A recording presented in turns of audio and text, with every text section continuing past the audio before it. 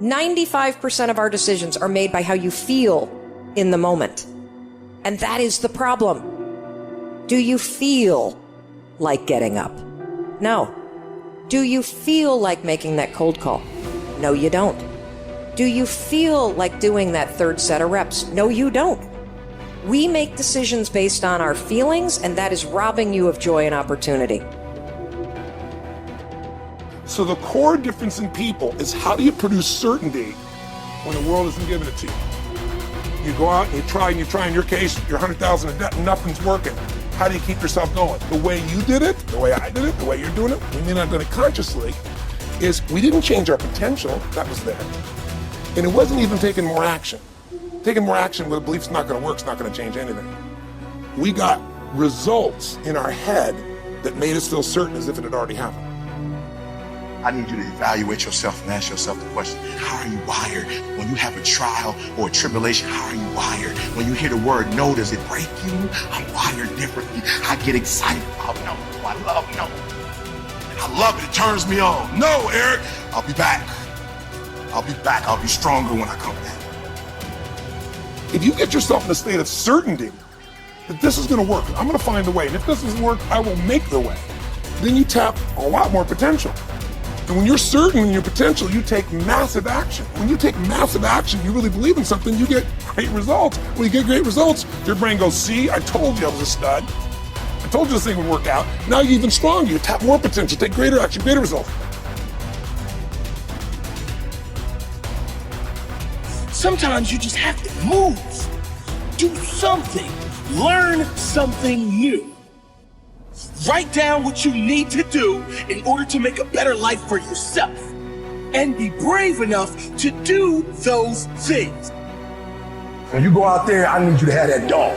When you get out there, I need you to kill or be killed when you get out there. We ain't playing no more. We ain't taking no prisoners no more. When you get out there, whatever you can get, go get it. Because they gonna get it before you get it. And they ain't gonna give it to you. So you go out there and get what's yours. And that moment that you finally begin to break through and build something extraordinary, in that moment, the realization is that it was always you trying to figure out how to become the best version of yourself, and ask one simple question: how extraordinary can I become?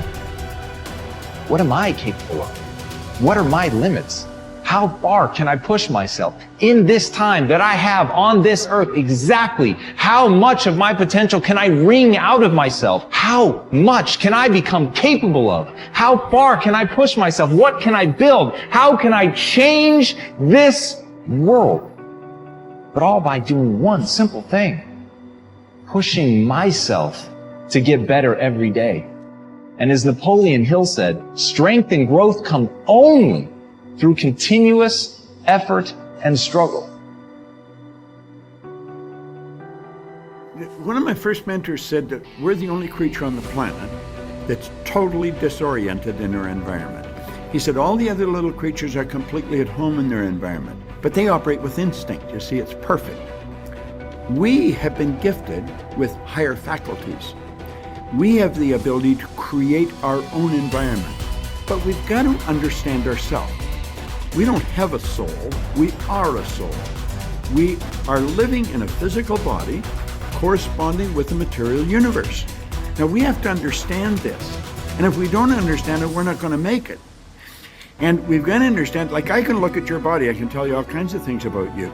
You are dominantly a left brain person. You got a little bit of right brain, enough to really, you got a quiet, sensitive side to you. It's a little shy side, but that's very small.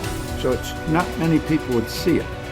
You have a tendency with things, if they hurt your feelings, you'll have a tendency to hold it inside. You want to start releasing it, or you're going to have stomach problems. Now I can tell that by looking at your body, But and he's right, by the way. Yeah, but there's so much about ourselves we never learn. The part of our mind that controls us is our intellect, or our subconscious, where the paradigm is, but we're trained to live through our senses. We're trained to go by what we see, hear, smell, taste, touch. And we've got to understand that we've got this genius within us, and if we will consciously gain an awareness, an understanding of how to alter the paradigm that's controlling our behavior, when we learn that, we can start to improve life, just like that. And there's no end to what we're capable of doing. We're conditioned genetically. All mom's DNA and all dad's DNA becomes our DNA. There's two particles of energy come together. That's the moment of conception. 280 days later, we make our debut on the planet. Then we're programmed by our environment, because our subconscious mind, which is totally deductive, it has no ability to reject. The subconscious mind is immoral. It's like the earth. It doesn't care what you plant, but it will return what you plant. Earl Nightingale used a beautiful example in The Strangest Secret. He said, you can plant nightshade, a deadly poison, not a 16th of an inch away. You can plant corn, a sweet food. One will grow with just as great an abundance as the other. And that's the way your subjective mind works. You put the wrong idea in, it will grow. Put the right idea in, it will grow. We have the ability to change what's in there. We did not program it. It was programmed through genetic history. We're the confluence of a genetic pool that goes back for generations. That's at birth, and then environmentally. And we have the ability to alter all that. Up until around 4 or 5, we're being programmed by our environment. Prior to that, it's genetic. The programming is dictating our results. When we change the results, we've got to gain an understanding that we've altered our own consciousness. But if we don't understand all that, we will point it down to it's him, it's her, it's it, it's this, it's that. We point to something outside as the cause of what's going on inside. That's never what it is. It might have been someone that helped us shift this consciousness, but we've moved it. And if we want success, we've got to change what's inside. Right. It's essential, and it doesn't change until we do that. Live each day with integrity. Don't try and get over in life. Don't try and cheat. See, a lot of people like to try and cheat. I was with a friend of mine, and we went into a service station to get some gas. They gave me back too much change. I discovered it down the road, and I was turning around going back. Guy said, "You're a fool." Hey man, what when they don't give people enough change? You think they flag the people down? I said, I'm not responsible for them. I'm responsible for me.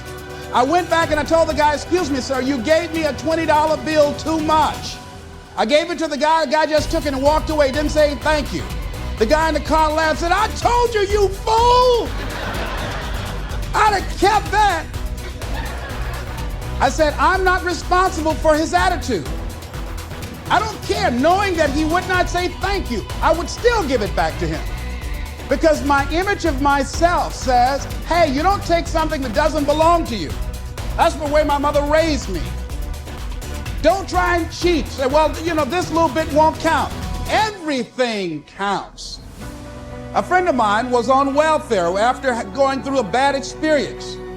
Someone, I think she and her husband became ill. They couldn't work for a while, and they went on welfare. After they both became physically well, he said, look here, we don't ever have to go back to work. We're making more money on welfare than we made when we were working, with all the Medicaid benefits and all of the food stamps and everything. She said, no. She said, we are not going to accept the checks anymore. He said, I'm not going to work. Now, you can go to work if you want to. She went down to the welfare department and said, don't send any more checks to my house. Lady said, excuse me? She said, now I've been working here 25 years. No one has ever come in here and said, don't send any more checks here. Are you sure you're all right? Yes, I am. And she went home and told her husband, don't look for any more checks because I told him to cut the check off. Now we've got to find something to do. And they started a paper route and got over 1,500 customers and were making money hand over fist in a spirit of dignity and achievement, not ripping anybody off. That was a critical choice.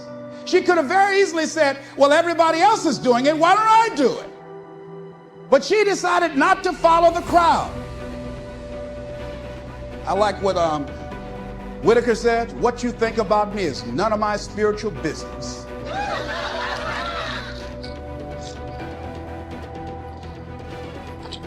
So when you are keeping integrity with yourself, you know that's going to bring you under a lot of pressure.